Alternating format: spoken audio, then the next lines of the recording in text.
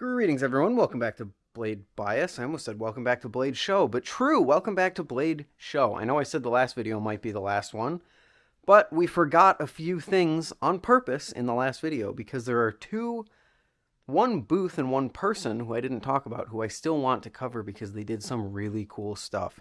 And those people are the booth that Zippy had, which we aren't talking about today, but we will discuss because seeing Zippy get his first official Blade Show booth was so cool. Getting to try all of his stuff was great, and you can see I came home with a few treats of my own. But also, Remshi was there, and Remshi absolutely cooked this Blade Show.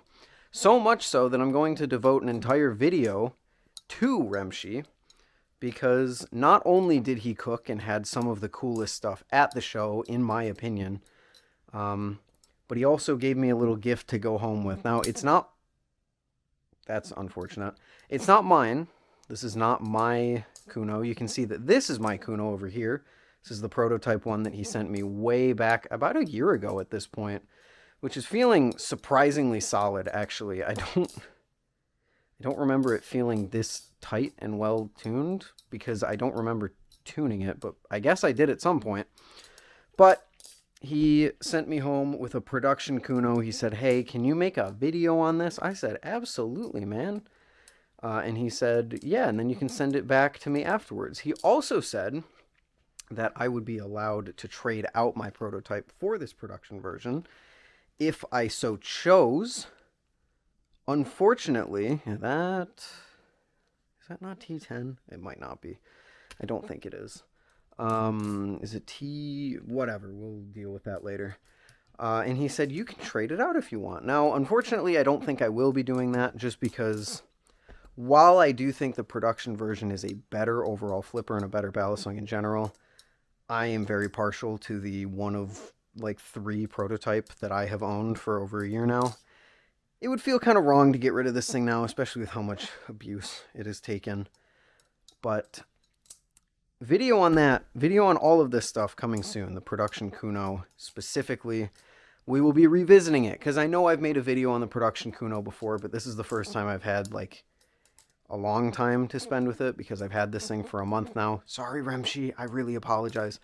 But I will be doing a revisiting of both the production Kuno and this bad boy over here, the Cycloid HD, both of which I teased at the end of one of the videos. I don't even remember what I teased them in, but I have them.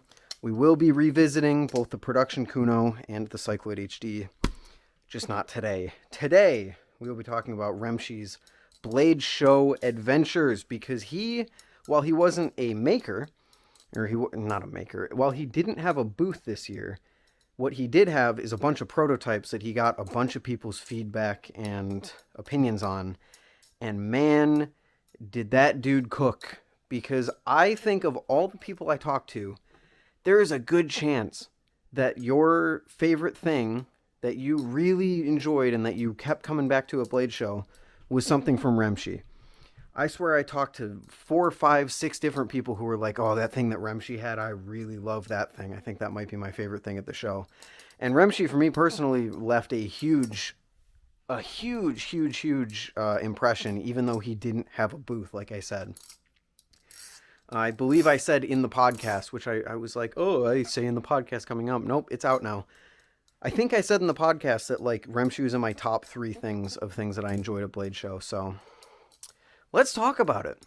First of all, the thing that we knew about going into the show was the Aluno, which is a titanium blade 7075 aluminum handled Kuno, basically.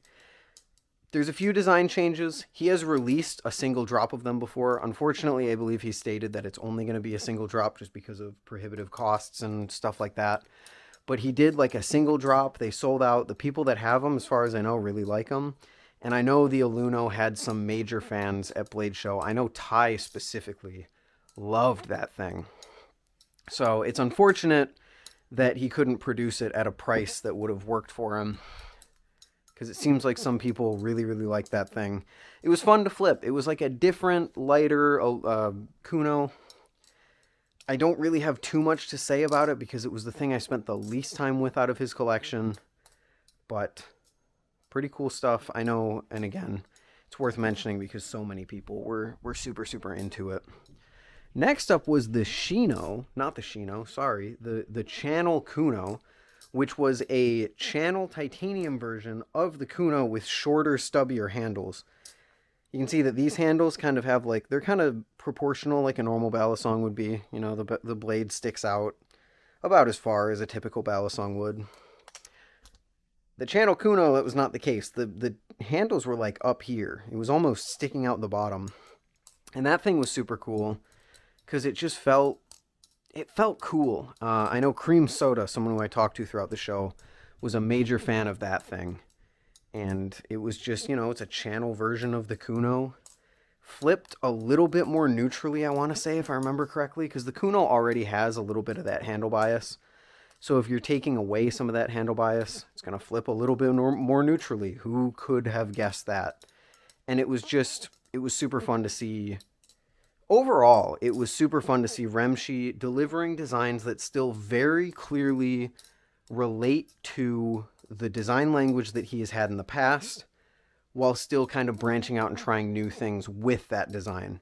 Pretty sure the blade was the same on all of them, except one very special one.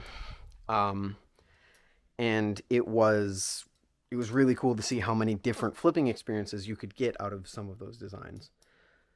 I could see maybe it having like a glider problem where you get bored of the blade relatively quickly. I could understand that.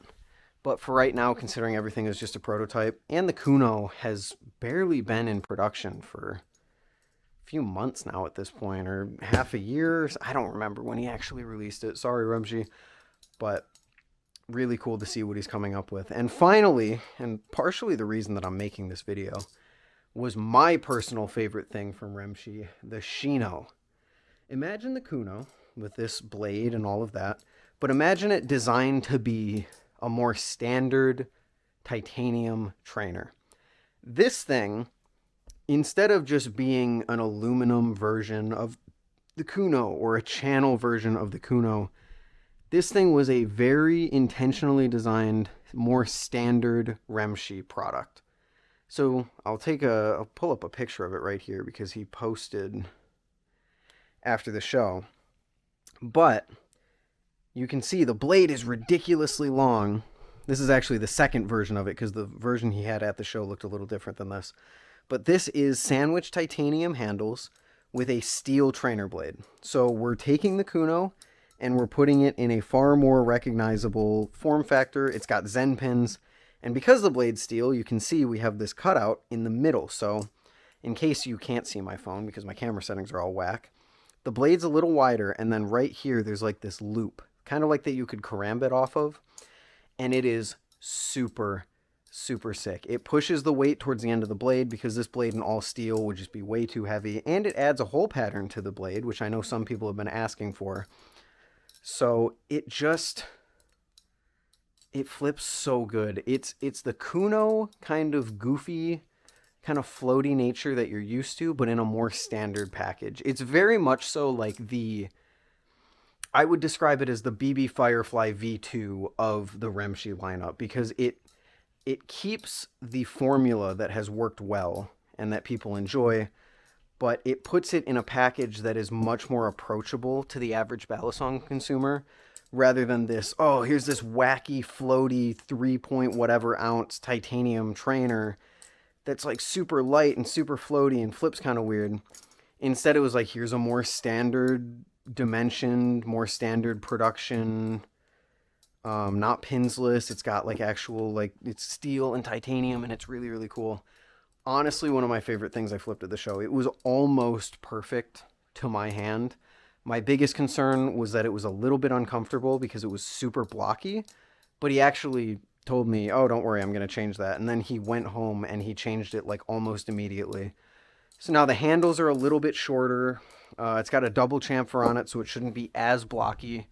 Should be more comfortable. And I am just so stoked for that thing to come out. That was the thing that I was obsessed with from his collection, the Shino.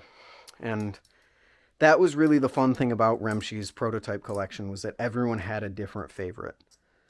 And it was really cool to both meet him finally, someone who I've been playing video games with for the longest time, but also someone who I received like his genuine first product, not the first thing he's ever made, but like the first product, a prototype of it, about a year ago. So, or no, 2 years ago. Sorry, because I showed it off at Blade Show last year. Wait, no, it was a year ago. Yeah, that's crazy.